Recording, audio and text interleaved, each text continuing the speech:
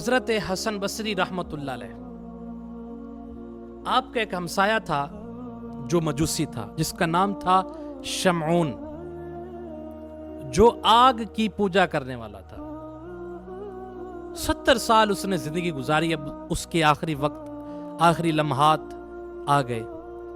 آپ کو بھی پتہ چلا اور آپ اس کو پوچھنے کے لیے گئے۔ جب گھر میں داخل ہوئے تو دیکھا کہ اس کے پاس آگ جل رہی ہے اور اس کا آگ کی گرمی کی وجہ سے رنگ سیاہ پڑ چکا ہے۔ کہا یہ آگ کیوں؟ کہا حضرت اب زندگی کے آخری لمحات ہیں، ساری زندگی اس کی پوجا کی، میں چاہتا ہوں کہ آخری وقت بھی پوجا کرتے کرتے اس دنیا سے جاؤں۔ حضرت حسن بصری نے فرمایا کہ شمعون، تو نے 70 برس اس کی عبادت کی، اس کی پوجا کی، اور میں نے زندگی میں ایک لمحہ بھی اس کی عبادت نہیں کی، تو حق تو یہ ہے کہ تیری ہر بات یہ آگ مانے، تو بھی اپنا ہاتھ اس آگ میں ڈال، اور میں توحید کا علمدار، اللہ کا ماننے والا اپنا ہاتھ ڈالتا ہوں، تو حق تو اس کا یہ ہے کہ یہ تیرا ہاتھ نہ جلائے، میرا ہاتھ جلا دے۔ جب دونوں نے ہاتھ اندر ڈالے تو کیا ہوا کہ شمعون کا ہاتھ جل گیا، حضرت حسن بصری کے ہاتھ کا ایک بال بھی نہیں جلا۔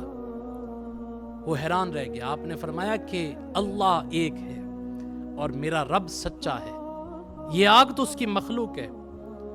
رونے لگا، اس نے کہا میں نے 70 برس اس کی عبادت کی، ساری زندگی خراب کر بیٹھا۔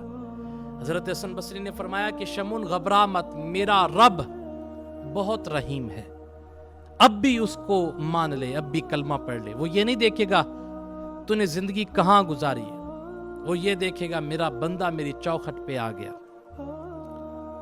اللہ اکبر۔ وہ کہنے لگا حضرت اگر یہ بات ہے تو مجھے اقرار نامہ لکھ دیں کہ مجھے اللہ تبارک و تعالی جنت میں بھیجے گا۔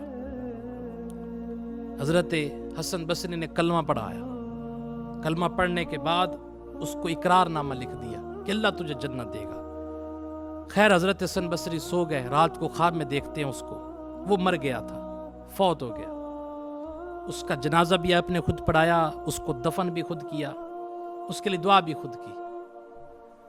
تو خواب میں دیکھتے ہیں کہ اس کو اللہ تعالیٰ نے جنت عطا کی، اور کہنے لگا حضرت جو آخری لمحات میں نے اپنے رب کا کلمہ پڑھ لیا، اس کی وجہ سے میری بخشش ہو گئی۔